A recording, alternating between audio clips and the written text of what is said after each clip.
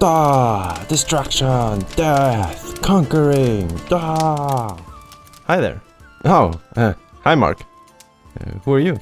I'm the main character, but you can call me Hero. I come from a no-name village, but I have secret powers that will save this world. Okay. What are you doing? Conquering stuff, being immortal, killing for no reason. Why? Why?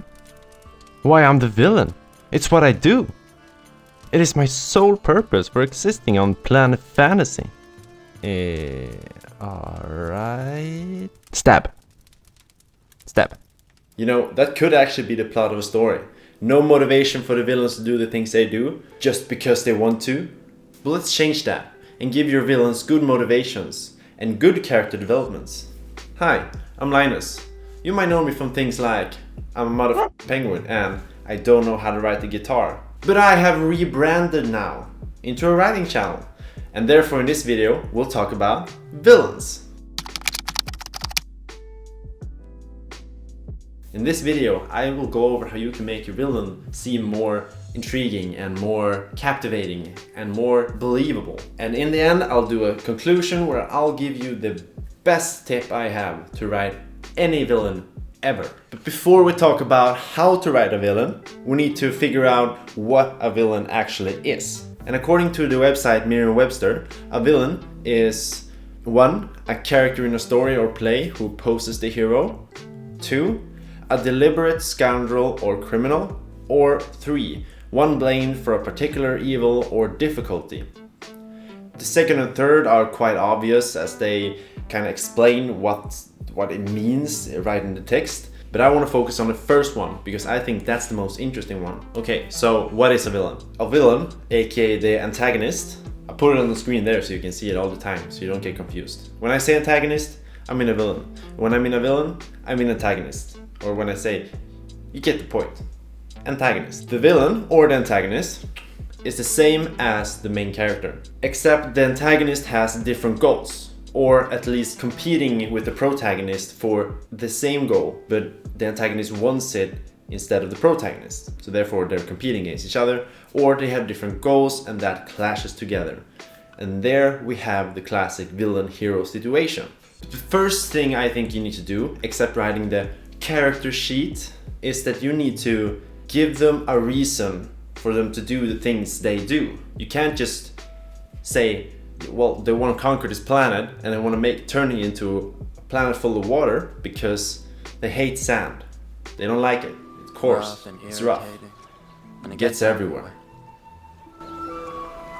So find a credible reason and then build on that and develop it and make them three-dimensional, as I used to say. And that can just be the same thing as finding out what drives them. Because if you find out what drives them, then you can find the reason for them doing the things that they do. And it doesn't mean the villain has to be evil, or it has to be like destroying the world, or they have to conquer everything. It just means that the villain is the opposite of the hero. And usually I talk about fantasy because that's my shtick, you know. But this works in every aspect of genre ever. If you write a romantic story, then the villain or the antagonist might be someone who doesn't want the main protagonist to find love, or doesn't want them to... Maybe it's a bully, or maybe it's a friend who loves the main protagonist. Therefore, they try to stop the other protagonist, I guess, the love interest, from getting to the protagonist. And therefore he or she becomes the villain. And there you have the reason. The reason is because they all already love the main protagonist. And if we're talking about fantasy, then say if you have a hero who wants to find powers, he or she wants to find magical powers, and the antagonist wants those same powers and they can't share their power, then the antagonist will have to try to thwart the main protagonist. And there we have a conflict, and you can write like 7 books or something about just that. Another thing to make your antagonist more believable and make the reader connect with the antagonist is to develop their character alongside the main character. So maybe you introduce them in the beginning of the story and you give the reader a few snippets This will be easier in third person, where you can just switch between the characters, but it also works in first person if you find a way to make the main character, the hero, look into what's happening with the villain. So you just write in the same way as you would write a main character. You just don't have to flesh them out as much. You can maybe dial back a little bit and do a little bit less, but you need to still give the reader some like progression overview over the villain. So you don't end up with a situation where the villain comes in like in the third book or something, just out of nowhere, and people said, oh, he's a bad guy, he or she is like, she conquered the world, she has an empire. Galbatorix, what? Because that kind of loses its tension. It forces the perspective of, oh, this person is really, really evil, but the reader hasn't seen that. The reader has just heard it through other people. The reader has just seen exposition on how the villain is bad, but then when you actually get to the villain fight, you don't really know what the villain can do. So everything the villain does is like, it's the first time it's happening. And then the reader will feel a little bit like, I have no way of knowing if this is the best the villain can do or the worst. Does it have a bad day? Or does she have a bad day? We don't know, because we haven't seen him or her before to reference to. Give the reader a few bullet points like on what the villain is doing and how he or she is progressing in the story. Just like your main character, just like any character actually. Give them the character arc. Now, do we want the slow burn, where the villain gets introduced quietly into the story and just goes along trickling, and then BAM! 5th book, back at it again, just goes out and slaughters a whole village and races on to Witch Mountain? Or do we want the big entrance? Do we want the first chapter, the prologue, where the villain destroys an entire village, or the villain takes over a kingdom, or like the crowning of the villain as a king or queen in their new empire? Do we want to start with that? Do we want to set up the expectation of them having some big power or a big position? Or do we just want to go with the previous and introduce them slowly? I would prefer slow introduction, because that means you can have a better character development and a better story arc for the villain. But if you want to do the big entrance, then go ahead.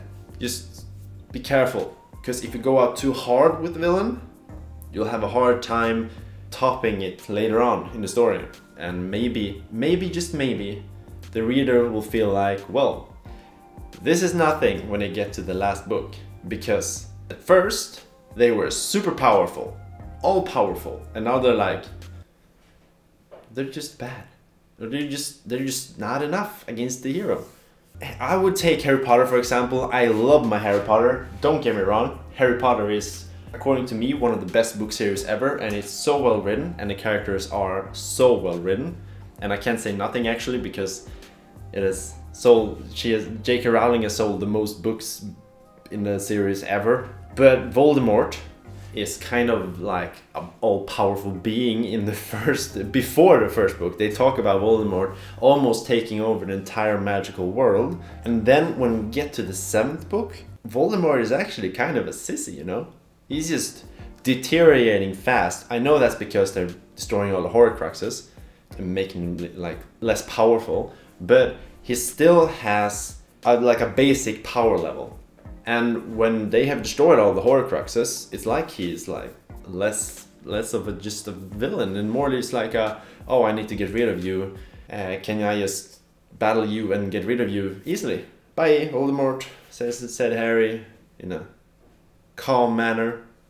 Don't get on me, please. If you're a Harry Potter fan, I know, just take it with a grain of salt. You'll probably have a good explanation for why Voldemort is the way he is in the 7th book with his power levels, but that's not the point now. The point is for me to make an exaggerated example so you can know what I'm talking about. Now, if we want to go back to the previous point I made about the villain needing their character arc and their story progression and their character development, then I have another tip for you. And that is to make them work for it. Make them struggle, just like the main character. Make them have setbacks and overcome them and learn things from them. Because when they learn, and when you show it in the book, that's when the reader will see the character development and can reference that to previous points like, The villain wasn't as powerful in the beginning, but he or she is getting more powerful now. How will my hero fix this? How will my hero defeat this villain when he or she is so powerful? Because I have seen the villain getting more and more powerful through each and every single book in the series. Now that's more interesting, and that's good storytelling. Now we get to the fun part. Weaknesses. Does your villain has weaknesses? Well, yes, of course, everyone has weaknesses. So make sure those weaknesses are good. You give your hero good weaknesses. Therefore, you need to give your villain good weaknesses too. And then they have to complement each other, and this is not them bonding, this is them complementing each other so that the hero can exploit the villain's weaknesses and vice versa. You know, it's really quite hard to write villains. Especially when you somehow make a hero into a villain and then at the same time make him the most memeable moment in the entirety of the sci-fi universe. I'm talking about sand, people. And not the cool Doom sand.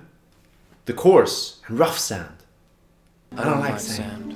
So, in conclusion, if there's one thing I would like you to take from this entire video, it is that make your villains and write your villains just the same as you're writing your main protagonist. Just give them different goals. It doesn't matter if those goals are evil or if those goals are good. Write them the same way you would write another character, and you'll be set for days. Probably, somehow, you'll have the most crowd-funded Kickstarter in the history of crowd-funded Kickstarters.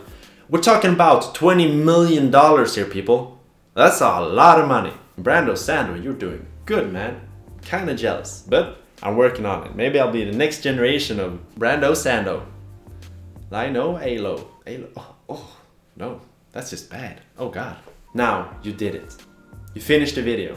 You're ready to write the next Voldemort, the next Sauron, the next Hannibal Lecter of the literal fictional universe.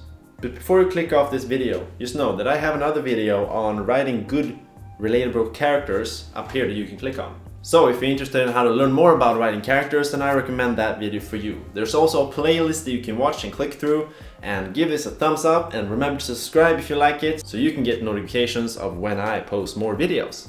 Because I'll make a whole series about characters, and you can come along right with me as we learn, and as I get better on doing these videos. Now go! What are you waiting for? Skedaddle! Scoot! Come on! Go! Get out! Get on!